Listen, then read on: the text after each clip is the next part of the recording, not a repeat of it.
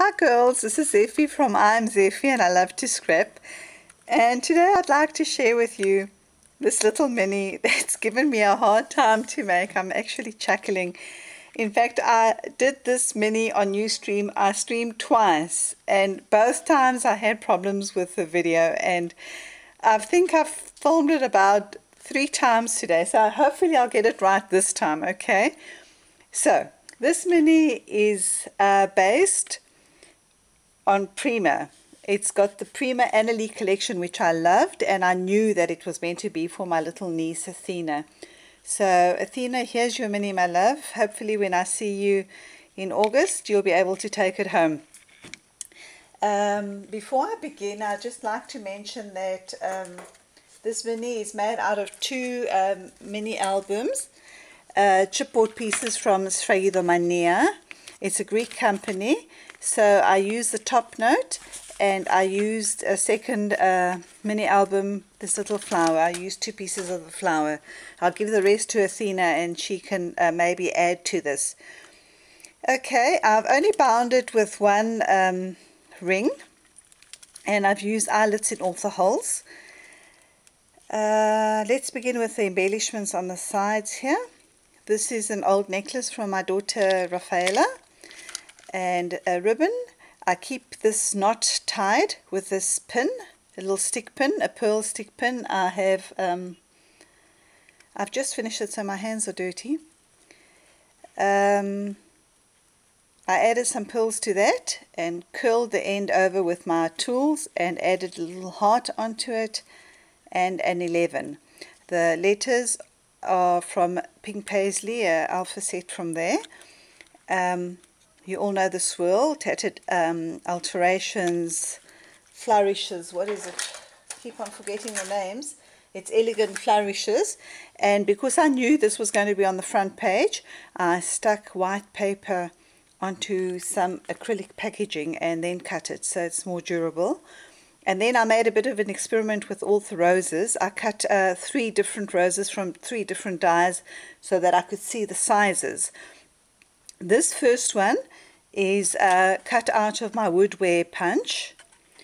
The second one is out of a Sizzix flower die called Layers number 5. And then I also made one out of the Alterations Tattered Florals.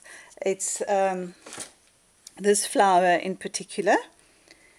That's the one Tim uses. This rose looks the same as the others, but in fact it's more open. It looks as if the flower is open. This is still quite tight. Okay, and then the smaller flowers, you'll see these ones here are from this Sizzix die called Flowers, Corners and Phrase Set. It's inside the little star, and then you'll see these 2 further on in the book. And then I've used a little packet of Prima flowers. I've also used the liquid pearls for the centers. Okay, and because this book only has 1 hinge, it was rather wobbly, so as an afterthought I added on this hinge from the hardware findings, the Alteration hardware findings. I've used the same hinge on the inside to hold this together. This has some Velcro there and 2 hinges over there. Now, because I never had one of those Tim Holtz knobbly things to keep the book closed, I improvised and I just added a pearl with some wire through it, and the wire came out onto the other page, and then I put a pearl there and wound the wire around it and just covered it with liquid pearls. Okay, this is Flights of Fancy paper. It's also Prima, and further on you'll see the Raspberry Tea collection, also Prima. So I've mixed 3 ranges in this album. These rub-ons are also Prima. It's this package here. That's all I have left of it. And then this is an interesting pocket made out of packaging, recycled packaging. You just open it up, cut it. I cut it with the Fisker's scissors, painted it with acrylic paint and stamped on it while it was wet. I've used the locket die from Sizzix and made a notebook. And over here I have just cut some paper and cut it on the same die with folds so she can put 4 photos on there. I just cut off the tops. And then this paper is the Raspberry Tea collection that I was saying. This is the top piece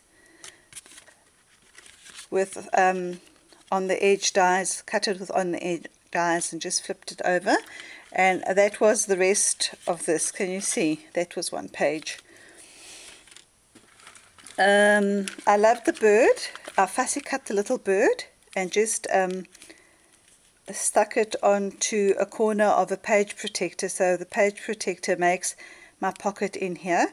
I just left a bit of edge of paper so that I also glued the paper back on because I had these little curves that I wanted to account for.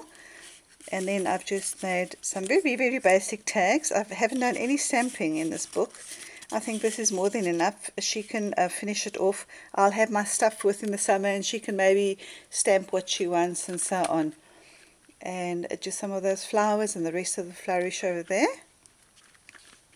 The next page also has a pocket, a recycled pocket, some rub-ons. This is the Annalie Ashton. I love the florals. This has a little chipboard embellishment from one of the chipboard paper. It was a big sheet of 30 by 30 with different chipboard shapes that I used for my daughter's wedding album that I had left over. And what I did with this one chipboard piece, I covered it. I used a little sticker. I stamped it and then I varnished it with some varnish that people use for decoupaging, and then I hand cut the inside. This is just a little chain thing out of craft paper. Don't know why that's stuck there now.